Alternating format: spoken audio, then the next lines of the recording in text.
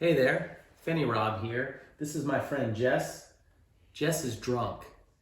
In this episode, we're going to talk about tiny epic kingdoms. We're going to be drinking the Old Fashioned from Anderson Valley. You are not pregnant, are you? No, I am not. All right. Jess, What's up? I would like you to tell me a little bit about your love or dislike, but I'm pretty sure it's love, for the whole Tiny Epic series. And then specifically about a game I know is near and dear to your heart, Tiny Epic Kingdoms. Hit us. All right, so I love the Tiny Epic series. What was the first one? The first Galaxy. one's Galaxy. Tiny Epic Galaxy was my first one, and they're basically in little boxes. They're about the size and shape of a VHS cassette tape. And it's a full game that you can play that's the size of cassette tape. And it's not just like a Go Fish game. This is actual a full board game. And the Galaxy was pretty cool. I like Galaxy. I like Galaxy just fine. But the one that really spoke to me was the Tiny Epic Kingdoms, because it was a 4X game. It's a 4X game that was this tiny little package. And I'm like, oh wow, what could this be? You open it up, and it is exactly what it says on the tin. It's Tiny Epic Kingdoms. Each player gets a little kingdom card that has their various little, provinces that generate different resources or what have you. And this is the size of the game. All the games are the same size. They do have all different genres, but you get them in this tiny little portable package. But Tiny Epic Kingdom is a full 4X game in this tiny little package. It takes maybe an hour to 2 hours to play. And it's just this very, not super complex, but pretty involved 4X game.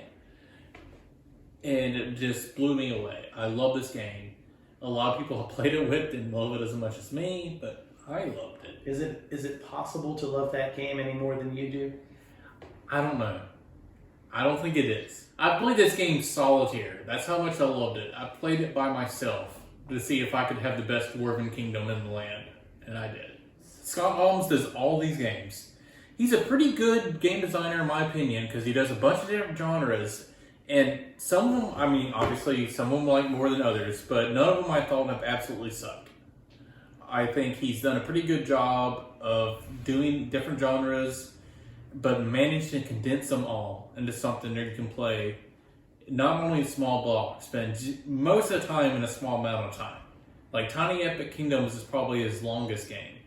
Most of the games in his Tiny Epic series you can play under an hour. You've got to have more specific reasons why that's one of your favorite all-time games. I love the way it does the kingdom building. Because you have your little card, you have a bunch of different cards, various different kingdoms you can have. Humans, dwarves, changelings, elves, dragonkin or whatever. There's just a million, not millions, but tens of different kingdoms you can have. I appreciate your honesty. Full disclosure, I have the Heroes Call expansion. Full disclosure. Yes, because I don't want to give misinformation. I have the expansion. So the way it works is you have 3 basic resources. You have your ore, which you get from mountains.